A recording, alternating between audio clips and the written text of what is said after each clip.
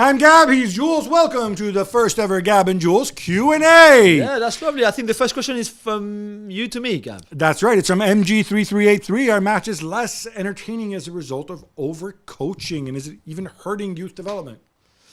That's a good question, man. I haven't seen any... I don't think he's less entertaining, the games. I think not at all. We've had some really good league games this season. I mean, some are bad, but they've always been bad. I was not a big fan of the 5 substitutions. I understood why it happened. I was not too keen when it stayed. But now that it's mostly part of the game, then you have to take it with it. I think he enables you to change tactics, to change the dynamic of a game before. I think that's quite entertaining. Youth development, I don't see any negative impact on it either. We've got a question from Australia for you, Gabby. Big Ange, where do you rate him tactically as a coach, Gabby? He's a great manager, but do you think tactically he can adapt if he needs to? Eddie Howe and Newcastle this season with Europe and injuries have been found out. We said that many times on the show. Do you think the same could happen to Ange? Look, is he always going to be successful? No. It depends what you mean by adapt. I think he's going to adapt to certain situations, like when Spurs have the lead, not by putting 8 guys back and just playing on the counter, but perhaps by still being attacking, still playing that high line, and doing it in a different way. I think he's very clear on that. We love to pigeonhole people, but the reality is he's a football manager. Yeah, I think he's learning to answer. I think it's Bobby's question maybe. I think keeping the super high line when they were down to 10 and 9 men against Chelsea was a mistake. I think he knows that. All the changes that he made against Fulham in the League Cup really early on in August was a mistake. I think he would do it differently.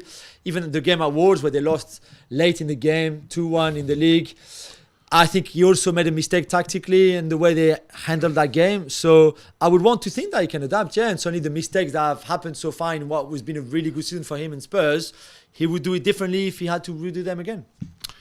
This is from Foya Seca 5682. I haven't watched Real Madrid a lot this season, but from what I've seen, Ancelotti's been obviously playing Vini Jr. and Rodrigo as traditional forwards with Bellingham just behind, despite the fact that they're natural wingers. Why doesn't Ancelotti use a Cruyff-style 4-4-2 diamond with Vini and Rodrigo hugging the touchline as wingers? As much as I would love that,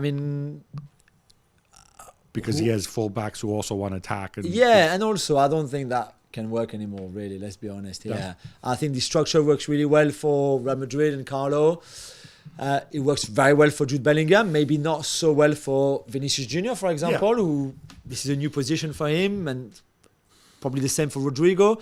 And they also need to adapt and understand what is asked of them when they play in that position in that system. But overall, I think this is working well.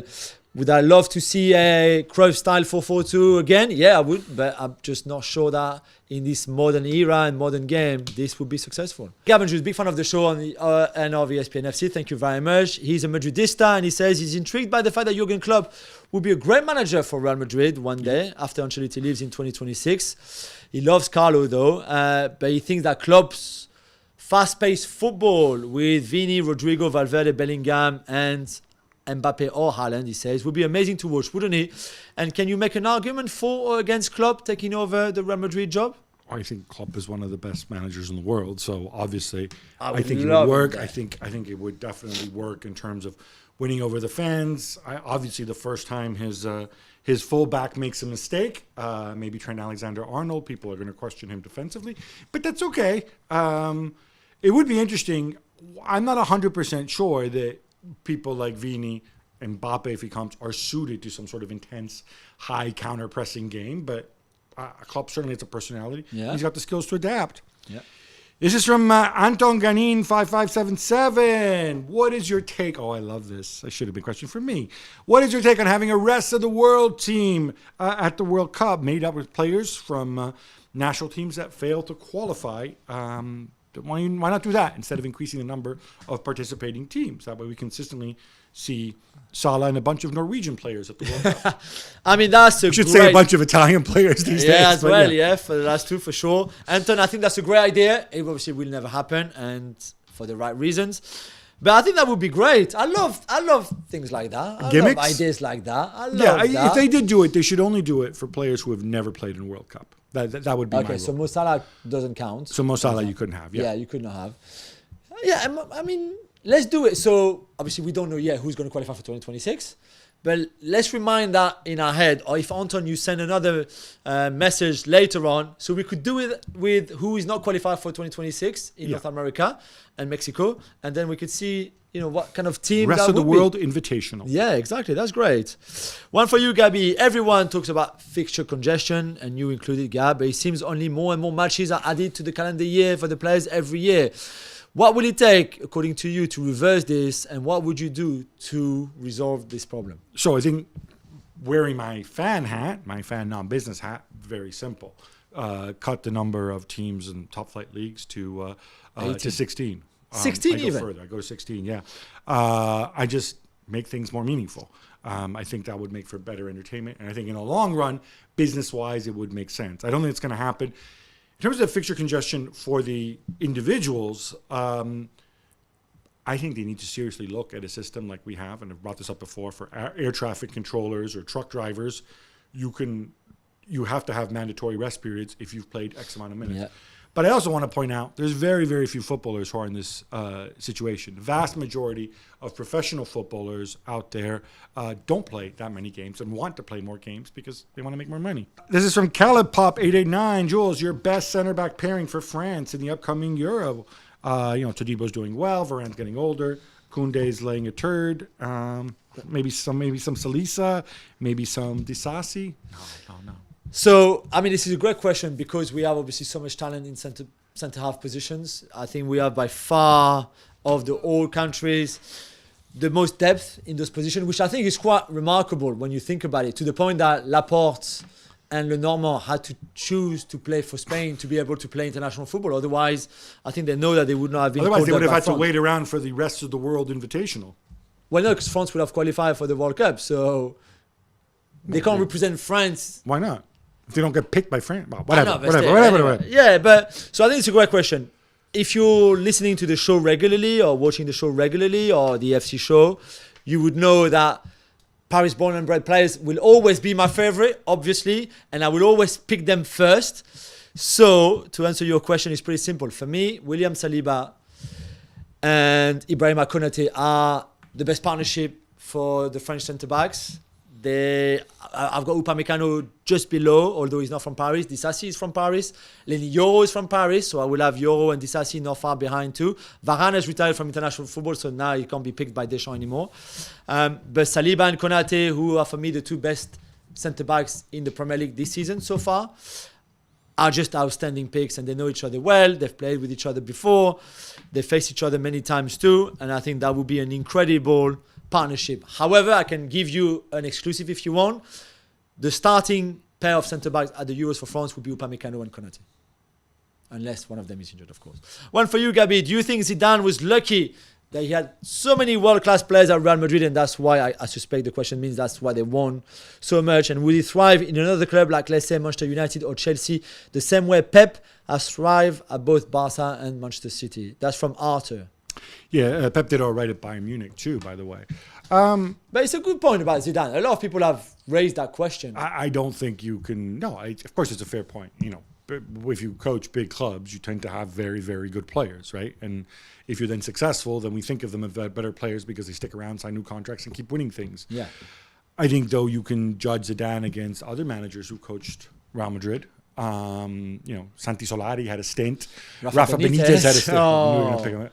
Oh. And they also had really good players. So I think you put it in that context. Does it mean he could do well at a different club with bad players? I don't know. It's untested. But Real Madrid is a club unlike any other.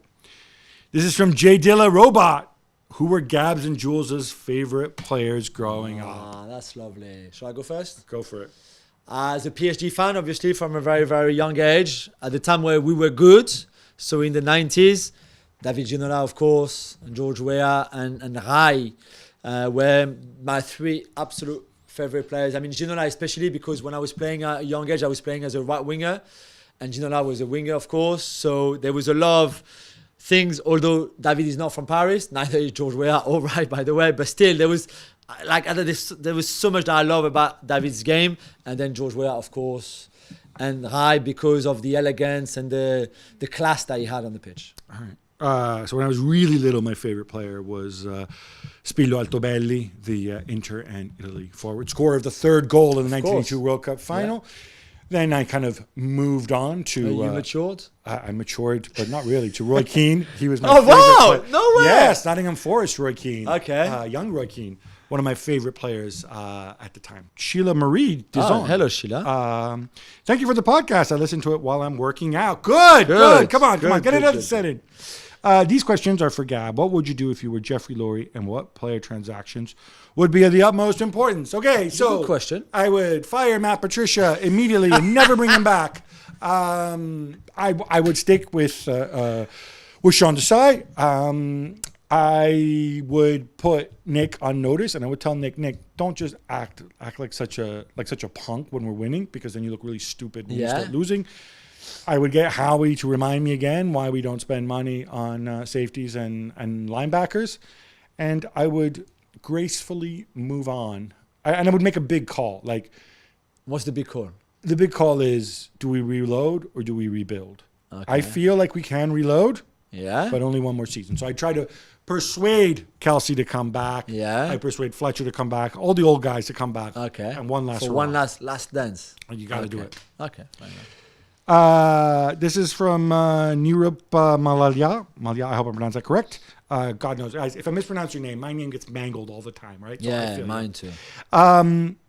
Okay, this is all you. Your top 5 football jerseys of all time. That's tough, man. That is tough. I just need a bit of you prep. Keep I need a bit of prep. So daily. I know. One of the PSG ones, of course, especially the one in the 80s. No, really, the one in the 80s.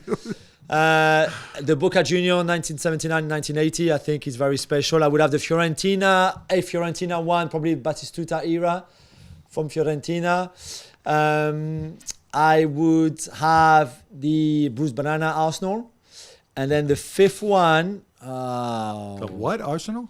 The Bruce Banana, the yellow... But not the newest one that they did last season, the one before.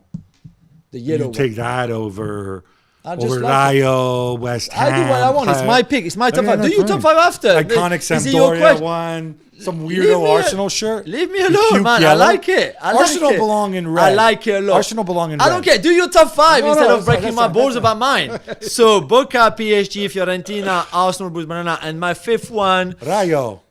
Nah, I would have...